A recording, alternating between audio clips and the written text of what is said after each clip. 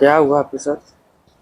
मेरा जो बॉयफ्रेंड है तो वो मुझे पहले पटना के कई होटल में लेके गया था, फिर दिल्ली लेके गया। दिल्ली मेरे साथ 2-3 साल रहा, वहाँ पे भी मेरे साथ फिज़िकल रिलेशनशिप बनाया। और अभी जब मैं उससे शादी के लिए बात कर रही हूँ तो वो शादी के लिए इनकार कर रहा है। पुलिस के पास भी मैं बहुत टाइम से जा रही हूँ, लेकिन पुलिस वाले भी कोई मेरी मदद नहीं कर रहे हैं, बस मुझे टाइम पे टाइम दिए जा रहे हैं क्या कह के ले गया था दिल्ली?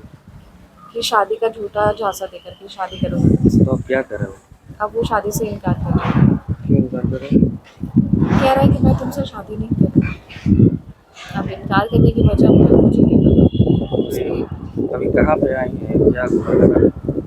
अभी तो मैं रुपसपुर थाने में हूँ और मैंने कंप्लेन के लिए आई हूँ यहाँ पे, एफआईआर दर्ज कराने के लिए, लेकिन पुलिस भी कोई हेल्प नहीं कर पा रही है। क्या प्रशासन से गुहार लगा रही है?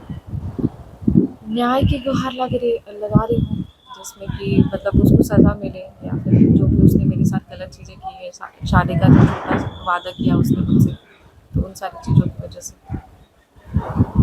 है रुपसपुर थाने में जो है मामला दर्ज कराया था शादी का झांसा देकर के दुष्कर्म का। उस मामले में क्या हुआ? उसमें केस नंबर आपको एग्जैक्ट बताना पड़ेगा। जहाँ तक मुझे याद आ रहा है उसमें एक आरा की रहने वाली थी, वो नोएडा रहती थी शायद, आई थी। वही मामला है ना, नोएडा रहती थी।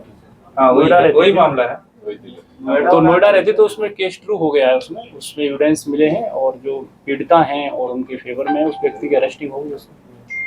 एक चीज जो भी हमारे स्तर से ट्रू भी हो गया है वो, अगर वही मामला है जो उसमें महिला नोएडा में रहती है। उसमें एक चीज देखने को मिला है कि जो महिला है उसको थाना बार बार बुलाया जाता है, जबकि जो है नियम जो है बन गया है कि पुलिस उसके घर जाकर के पूछताछ करेगी।